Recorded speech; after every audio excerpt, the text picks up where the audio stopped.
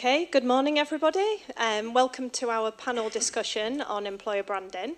My name's Sarah Sturgis and I'm the Agency Director at SMRS. We're over on stand 11 if anyone wants to chat to us after this session. SMRS are responsible for employer branding and helping organisations to uncover the unique nature of their culture, to take that through the employer brand journey, and we help our clients work heavily with the attraction and the retention of staff for their organisations. I'm delighted to have a client panel with us today. So for a change, it's often me who's presenting. And I did actually realise I have had the good fortune of presenting with each of you over the last couple of years on employer branding. So slightly different approach today. What I'll do is I'll take you through there's just a brief introduction to some of the work that we've done, so it's just a short video. Then I'll introduce the panel, and then I will give you a link so that through the session you can ask some of your own questions. I'll be working two computers here so that I've got some questions coming through, and we'll fire those over to the panel as well. Okay?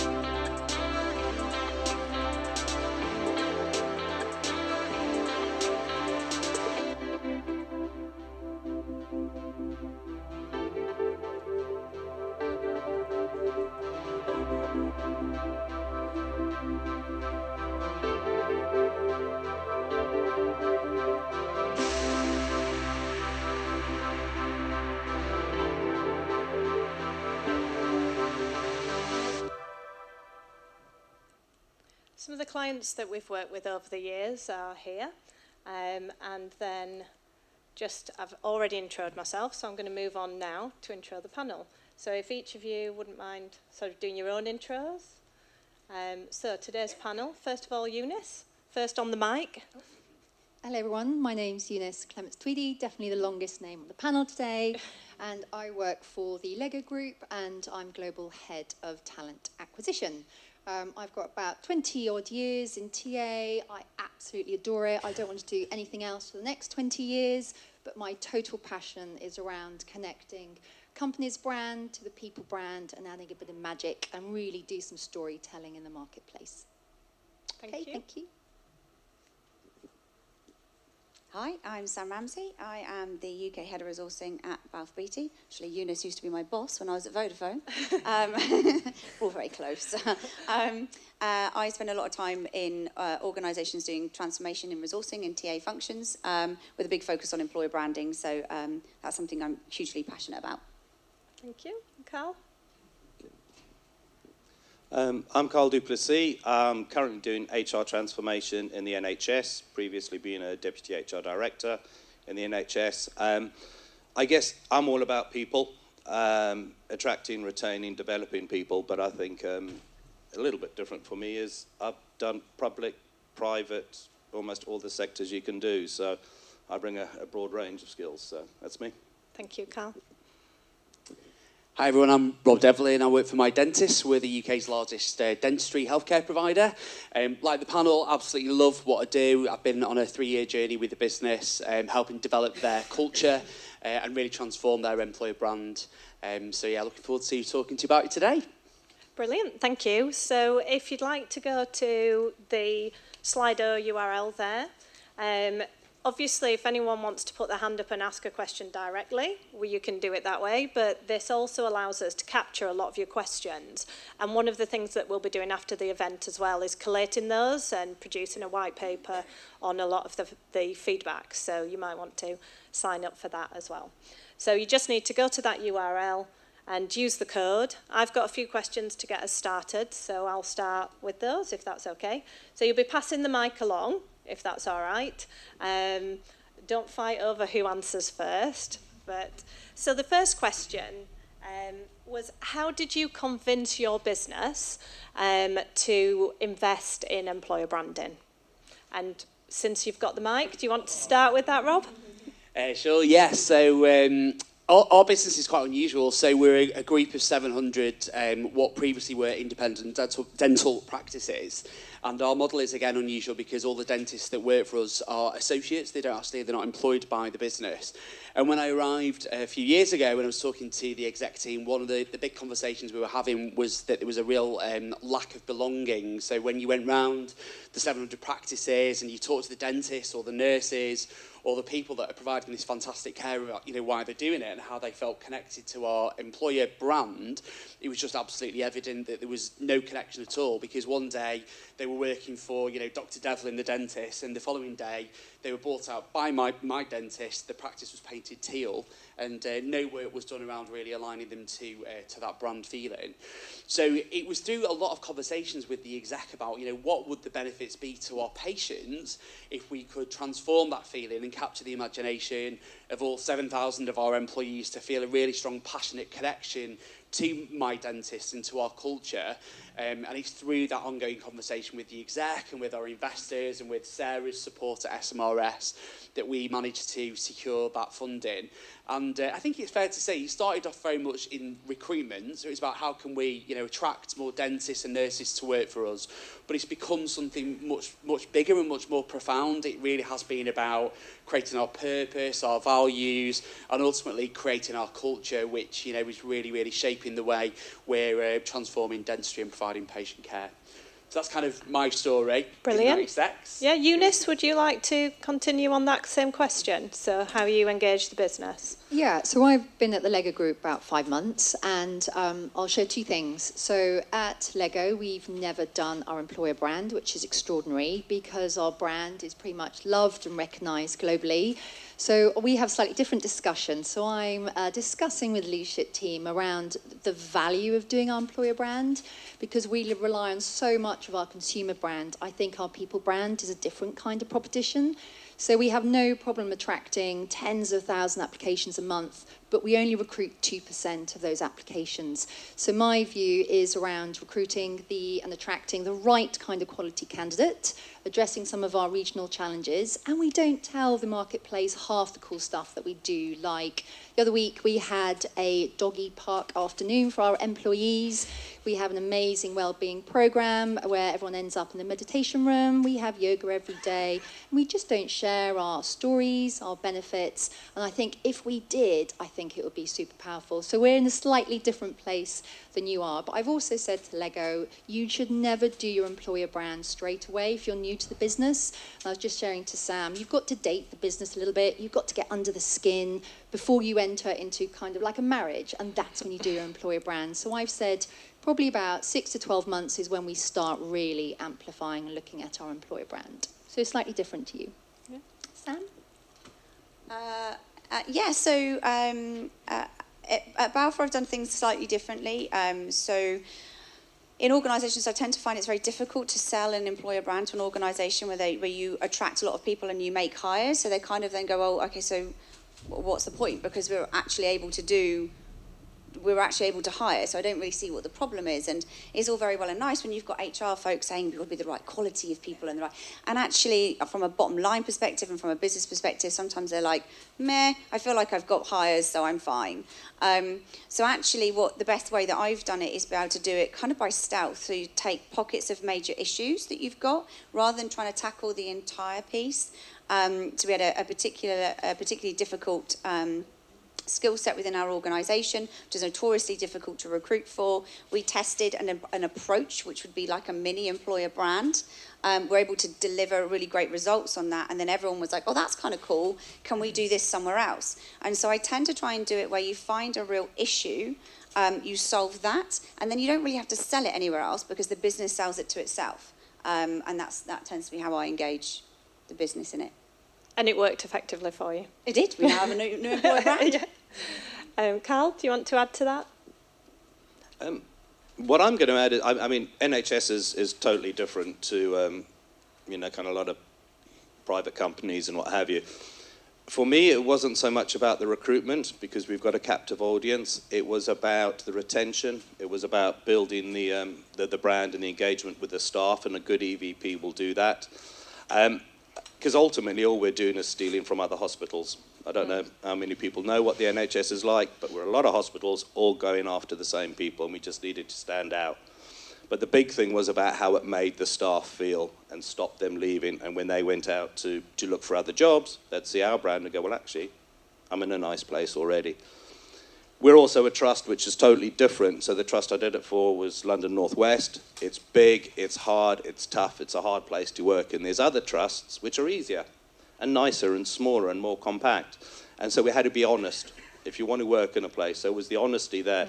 And when you convey that message to the senior leadership teams, they get it, and they understand it. And if you can't convey that, then actually you don't need to do it, because they're not going to get the buy-in. And that's what I did there. And we kind of slowly did it, a bit by stealth, a bit by everything else. And I think 4 different answers just shows there's not one way of doing it.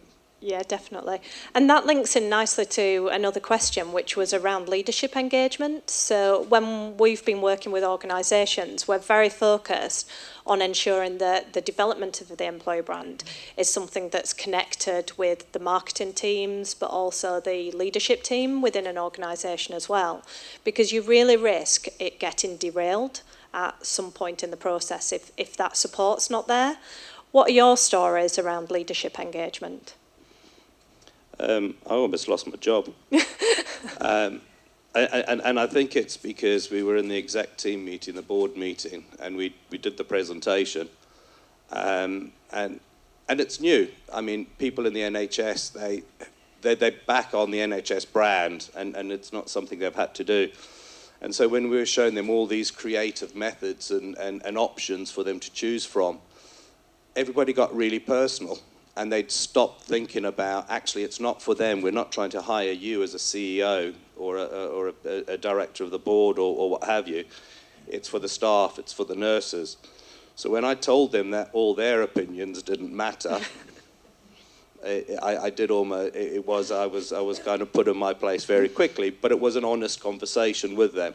And I think if you can have that honest conversation with the board, and you're lucky to do that, then it's there. Yeah.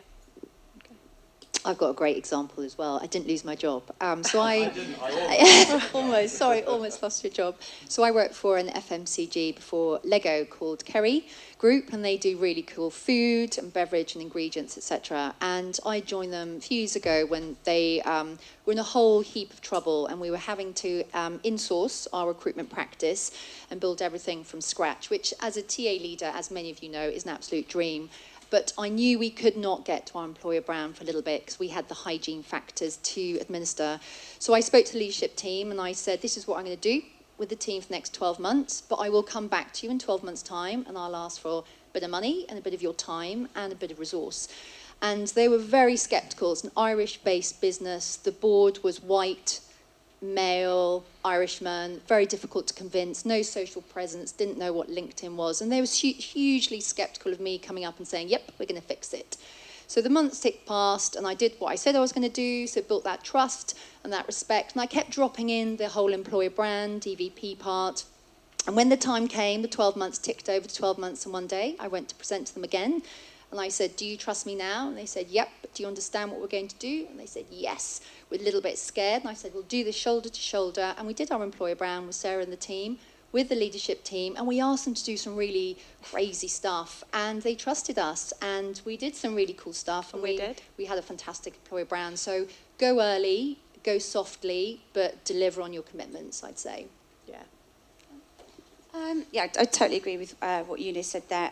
It does take some time. One of the things that's important to remember is that you're selling, depending on what your organisation is, if you're not, whereas before is in retail. So being in retail, they understand marketing, they understand customer. I'm now in an engineering firm, and they don't get that quite so much. So a big learn for me at the leadership level, actually when most levels, was to kind of take things back down to the very basics, and to get them, but also then to get them really excited. So talk to them in their language, the things that they care about, not the things that you care about, because sometimes there's a mismatch there. And these are the leaders of the organisation. This is as much their organisation as it is yours. So it's really important that they are bought in and they get excited about what it is, but they have to understand what you're trying to achieve for their organisation. So it's really important that you kind of talk to them on their level. And it takes some time, and it's, you know, sort of drip feeding bits of information in. As Eunice said, you don't sort of go in one meeting and hope everyone agrees with you, and you can then just crack on with an employer brand. But I spent a lot of time at the XCOM talking about what I was trying to do and why I was trying to do it, but also in an appreciation of them. And so I was very honest and said, look, if I'm really honest, when I came here, I came here because my former boss asked me to come across. I would never have applied to work for the company I'm in. Because for me, from a retailer, I'm just not remotely interested in building stuff. I was like, okay, whatever. But now I'm in it. I absolutely adore it. It is a phenomenal organisation, and it is a great culture. It's so exciting, and there's so many opportunities. And I was thinking, that's what I've seen. So that's how I need to get everyone else to see. And so then they started to get excited because that's what they've always wanted to be in. And what we're not looking to do is to recruit the same people. We need to broaden. So for them, it's like getting them really excited. And our CEO is super excited about it. And he likes talking about it as much as possible now. He's an employer brand expert. Excellent. We've got some great questions coming in. So I'm going to maybe suggest this one goes to Carl, because I know you've had an experience around this particular question. So the question here is, what advice would you give to somebody who is developing an employer brand in an organisation that has gone through a lot of change and some of it has negatively impacted their employer brand? Okay, so... I was thinking of the bank. So was I. So put an employer brand into Co-op Bank. And that was tough. That was just after our lovely minister. And the £4 billion black hole, and separated from Co-op Group. So not a lot of good news. And that's about finding. There's two things. If you've had a lot of change and you've had a lot of negativity, you've got to be honest about it. Don't try and fool potential employees that everything's okay, because if they realise that you've actually accepted it and you're looking to change, then that's obviously important. But obviously you sandwich that in with all the good stuff. So the Co-op Bank is very ethical. It's very much around those areas. And actually the people who weren't right up at the top actually cared about the bank, and it was a good environment to work in. So it was about pulling out those pieces there, but actually not shying away from the bad news and the bad stuff. I mean, it wasn't just about what we'd done as a bank. It was the whole banking industry at the time as well. So we were honest about that and what we were doing. The one thing I would say about that is you've then got to be very careful with your more corporate marketing, because on one hand, you don't want to have a brand which says, yeah, we've messed up, but we're going to fix it all. So come and join us and come and work with us, next to a page which says, hey, trust us with your money and come and bank with us. That's not going to work. So you have to make sure you get that right. So think around the business and their commercial needs, but just be honest. That's what we did. And one of the other questions is around sorry, what was it? It's just gone out of my head. Oh, yes, how closely you work with marketing teams. So that's been something I think all of us have worked together a lot on. Rob, do you want to answer that around? Yeah, definitely. In short, very closely. So similarly, not as bad as the bank. You know, one of the things which became clear to me not long after starting with the business was that we did have a really bad reputation amongst our associate dentists, and a lot of the hygiene factors weren't in place. So I had to work sort of really, really hard with the marketing team and also with our internal communications team to ensure that there was a really balanced set of messages that were going to our internal colleagues, where we're trying to build advocacy, but clearly we need to put the hygiene factors in place around, you know, with the dentist chairs working, with the air conditioning units working. So it became a really integrated programme of activity which mainly centred around internal comms and engagement. We developed a really cool advocacy programme with some of our senior regional clinical leaders who led out with a lot of the messaging, and that was then reinforced with PR and trade messages into a lot of the big dentistry and nursing trade mags. And then also from a patient marketing point of view, we're wanting to balance up a lot of the messaging based on the value set that we created. So it sort of became and still is a very, very integrated set of initiatives sort of led out from resourcing, from a brand, employee brand values perspective. But I would say a really big emphasis in our organisation is placed on internal comms as well. So making sure we've got really strong clinical advocacy, you know, in the field, sort of you drumbeat the messages out, and then as well as that, you know, balance messaging out to patient marketing as well. So yeah, it's been a really cool process actually to get so many different people involved in balancing the messages up. Yeah, and Sam, you work very closely with your marketing team as well. Yeah, absolutely. It's super important, and it can be a contentious issue, I think, and it's one where what we've tried to do is make sure that they're involved right from the start with everything, and that there's a clear balance about what does an agency do and what does the marketing function do, because I think that's where you can get a bit of difficulty, and they can get a little everyone's smiling like there's a little bit of angst, which is totally understandable. So it's what we try and do is then recoup on any project that we do is, okay, well actually this is your part of the project, and this is the agency's part of the project, this is the recruitment team's part of the project. So we try and set that out all the time and then revisit that. But it is really important because they have the voice of the organisation also, and you know, they're a big part of some of the things that we're looking at the moment regarding our internal careers community, and actually if it wasn't for them we weren't able to get a lot of the information and the direction that we've got at the moment. So it does work, but it takes some time. Yeah, and I think one of the things that worked really well with Balfour Beatty was your marketing team integrated in some areas of employer branding. They integrated with our creative team as well, so that they were learning and understanding how to use that employer brand as we developed it. So it wasn't something where we would create something and throw it over for them to pick up. You know, they were coached on how to bring it to life, and how the recruiters as well could bring it to life through workshops.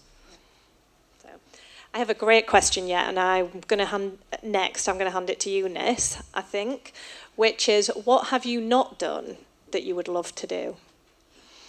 In employer brand? Yes. Okay. It's a very hard question, sorry. It's a really difficult question, and I will think about my current brand, because we've never done anything for Lego before around employer brand, which is extraordinary. I would love to do something no one has ever done before, and I'm not sure what that is, but I want to make sure that we do it first. So probably not a very specific answer, but one that's on my mind.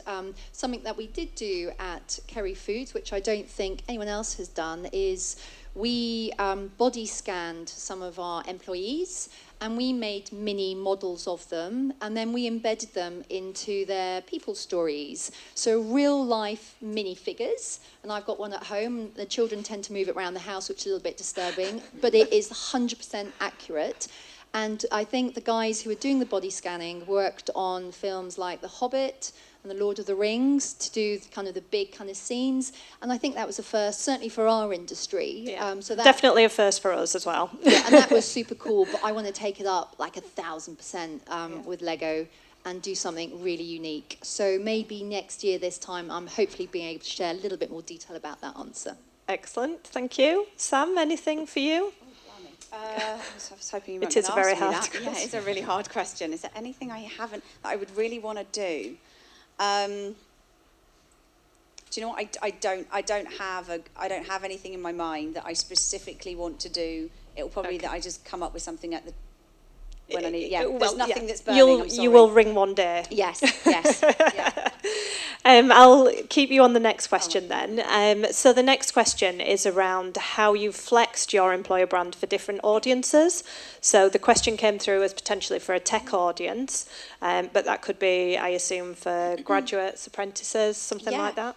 So we've done that actually. We've got 3 actually. We're just about to launch the 4th test for the flex of the employer brand.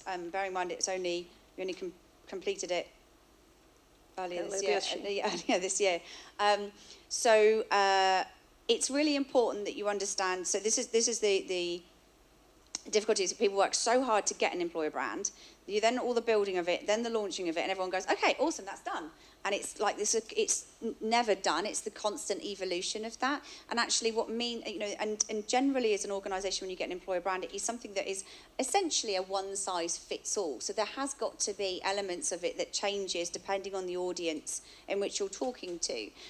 So our emerging talent, which are our graduates and apprentices, looks fundamentally different. It will do, and it launches in a couple of weeks. Look fundamentally different to the experienced hire. Because what's important to them, the customer base is very different.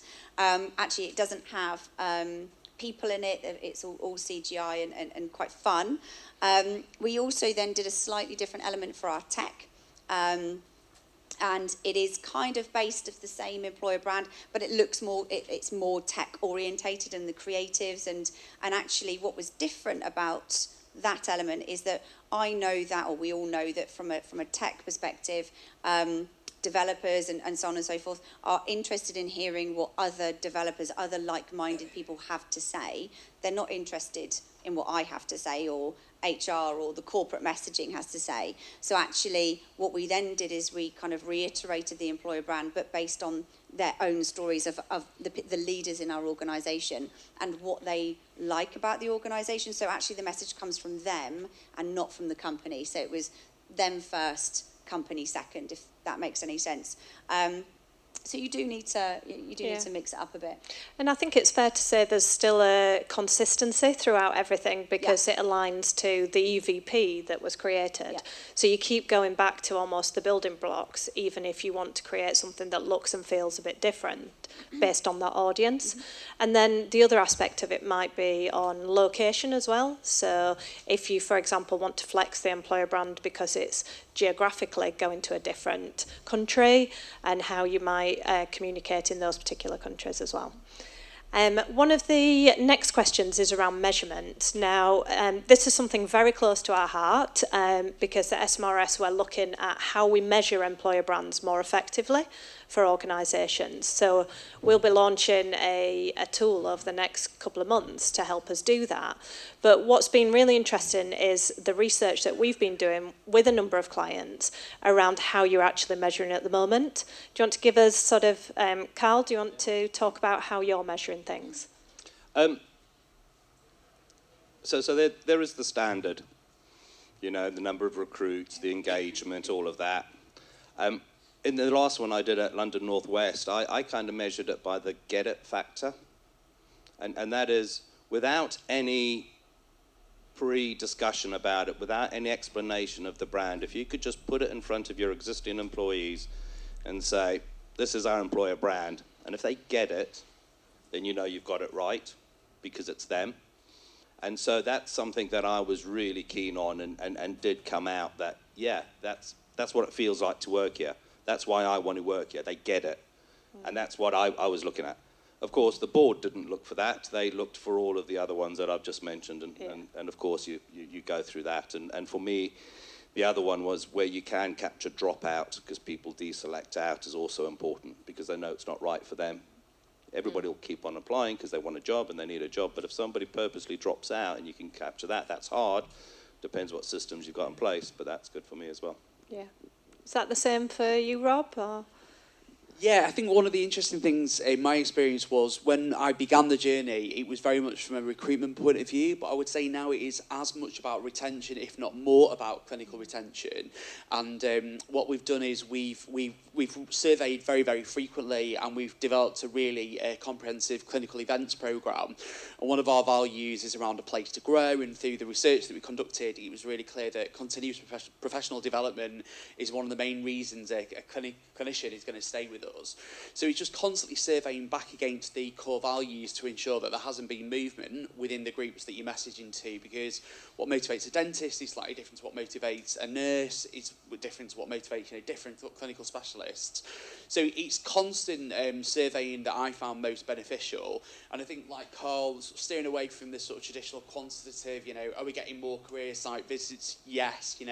Is the quality of hire going up? Yes. But looking more through dialogue with the clinicians as to do they understand it, and is it really connecting with them emotionally has been the best way for us to do it, I'd say. Yeah. And the next question is around how you launched your employer brand. Eunice, do you want to talk about sort of some of your experience there? Go big or go home. You've invested all this time, energy, money. Don't do it softly. Your employees and your employer will thank you for it. So at Kerry Foods, when we launched Employer Brand, we went big. We did social, we did internal games. One of our Employer Brand pictures, on our website was a sunrise, but it was an orange with two little people sitting on it. So we hid oranges all around our campus and then had a competition around who could find the orange and what page and value that attributed to. So it was just building some fun for your employees, share externally. One cool thing I did at BP when I was launching the brand there is we got all the leadership team seating on beanbags, tweeting on Twitter, because we launched Twitter at the same time. And we just showcased the people, the leadership team, who were the curators of the brand, some of the teams as well. And we really spun a human element to that. So we are sharing this with you today, and I think if you can personalise your launch as well with a bit of fun, it always lands super well. Yeah. Sam, you've probably done some cool stuff. Thanks. At House of Fraser, when we launched that one, we did it as a movie premiere. So it was the day before the site launched. And we invited the business to a red carpet, and we had popcorn, and we did the whole thing as if it was a movie premiere. They had invitations to the movie, and that was our Essence video that we did with SMRS and the career site. So they got a little clip of what they were going to see, and then they were all personally invited to the movie premiere. So that's how we launched. Yeah, they got posters of themselves, didn't they? Movie style. Yeah, exactly. Always, as creative as you can be. That's what you should do, definitely. Okay. Sorry, Yeah. I just want to put I agree with everything you guys have said, and where you can do it. The NHS, we couldn't. We didn't have the money to do it. We'd spent all of our money on the brand itself. So the important thing is just launch it, get it out there as soon as you can, and it'll grow. Because in 6 months' time after the launch, it's the power of the brand that'll keep on going and get it out there. So absolutely, if you can, and get all of that, and get all of the hype out there. But where you can't, don't worry about that. Just get it out. Because if it's good, it'll last forever. Yeah. And then one last piece of advice from each of you, for anyone who's just started on that employer brand journey, what would you say? No. I've got two pieces of advice. Choose your recruitment marketing partner super wisely. You have got to be, you really got to spend some time with them and be happy and really enjoy their time together, because it's such an incredible journey. So choose your partner wisely, a really good fit. And the second is around the engagement piece of your leadership team. Pick off your most difficult stakeholder early and hassle the hell out of them and become their best friend, because they will be the detractor in getting things signed off and getting stuff through. And if you can do that early, I think your path will be a lot smoother than perhaps it could be. Brilliant. I totally agree. The only thing I'd add to that is, especially from a leadership perspective, is once you've done that presentation, they've signed up to doing the employer brand, continuously go back and give updates on where you are, where it is, what's going on. Don't wait to then do it and go back and go, ta-da! this is what we've done. They're like, oh yeah, I'm not really so keen on that. What was this again? So take them through it all the time.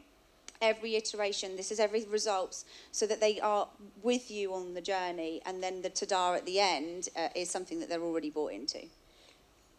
Thank you. For me, it's honesty. Make sure your brand is honest, good and bad.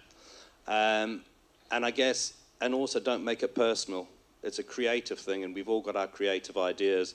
And the amount of times I've gone, oh yeah, that's brilliant, that's what I want, I'd do it. And then something else comes up and it's even better. So make it about the people you're trying to attract or engage. Don't make it about your own little ideas. Brilliant. Rob? Yeah, I think my advice is give it to your employees. You know, the most powerful thing that we did was just create advocacy and get people telling the stories about how the values in our employer brand resonated with them and their experience of providing patient care was just completely transformative. So that's my first bit of advice. And the second bit is just be really open-minded. So, you know, what we've ended up with at mydentist is way beyond what I expected it to be. And, it, you know, I think as I went on the journey, I realised that it can have a much bigger impact on the organisation and the culture than you might first think. Yeah, and we're coming to the close in terms of the time we've got available. I'm sure we could have, there's lots more questions, we could have been here a lot longer. One of the questions I'm keen not to avoid though is there has been sort of a question around value for money. Obviously budgets can vary massively based on what you want to achieve in year one, what your plan is for year two, etc. A lot of the content that's created, if careers websites are in the mix as well. But just from a high level perspective, can the panel sort of give us a view on what have you sort of found around budgeting and how you've worked in that way? It's just been a great investment for us because it's offset so much other expenditure around attraction or the typical, you know, expenses you're going to have around your advertising budgets and what have you. But as I said earlier on, you know, the big thing which came through for us was retention. So I think I developed the value proposition originally around recruitment, but in the end, it's had so much more value and benefit, particularly around retention. So there are some pretty simple ways you can construct the ROI, and of course, you know, working with a brilliant partner like SMRS, they can really help you construct those arguments. Thanks, Rob. There's the financial and reducing vacancy rates and what have you. I mean, I think for me, yes, there's a cost. We had to look where we spent it. We had to actually go to our charity in the trust to get them to pay for it. We couldn't, and because this was about staff engagement, and they said, okay, here's your budget. And that's what we had to spend. So it wasn't me asking for a certain amount. And where I spent it was on getting the message right. You know, all the collateral you put around there and everything else you create that's where you can do things slowly or piece by piece and what have you. It's getting the message right. So if you don't have a lot of money, with the money you do have, get the message right. Invest it in speaking to your staff, making sure you get proper workshops together and worksmithing all of that. And if that's where you need to spend your budget, because that's what everything else holds true to, and then you can slowly do other bits after that. Yeah. I think you need to budget early. It is an investment, and I think we shouldn't shy away from that. Use your internal resources really well. There's a ton of stuff that you can use around your employee, survey results, etc. I hired an extraordinary intern for a year, so it was a great way of getting talent in a cost-effective way. And something I've done before is I've asked for budget from different functions like PR, marketing, technology, because they had a super big issue there. And then once you collect all your pots together and add your pot to it, actually it suddenly becomes quite big. So don't feel that it's your budget that you have to spend on employer brand. You know, go out to the business and ask for some, and you'll be amazed what comes back. I was going to agree with Eunice actually, because we don't have a huge amount of money, and it is an investment, and it is really important, and it's not an investment that you can say, okay, well, I'm going to spend X amount this year and suddenly we're going to reduce outgoing costs by this. You know, it takes a long time. So it is a long-term investment, which is very difficult to sell back to the business, that over time you'll be saving money in various things, depending on the situation that you're in, obviously your organisation's in. But definitely what you'll find is that people are, when we want to do other things, so when we're launching armed forces, for example, we have some great ideas, and I don't have any more money left. So I can sell the idea, and people are already bought into the employer brand. They understand marketing now. So then businesses want to sign up and give us, like different parts of the business want to sign up and give us some money to do it, which is even better because putting the budget to one side, it means that they really are bought in to what it is that you're trying to do. So, it's not always your own budget. It's there are always secret pockets of money you can get. Thank you. Really big thanks to the panel today. I think that's been excellent. I hope you've all enjoyed it and got something worthwhile from it. If you've got any more questions around employer branding, come and see us on stand 11. And equally, I'm sure that the guys here will be hovering around our stand a little while if you've got any more questions for them once we leave here. So thank you, everybody, and thank you very much.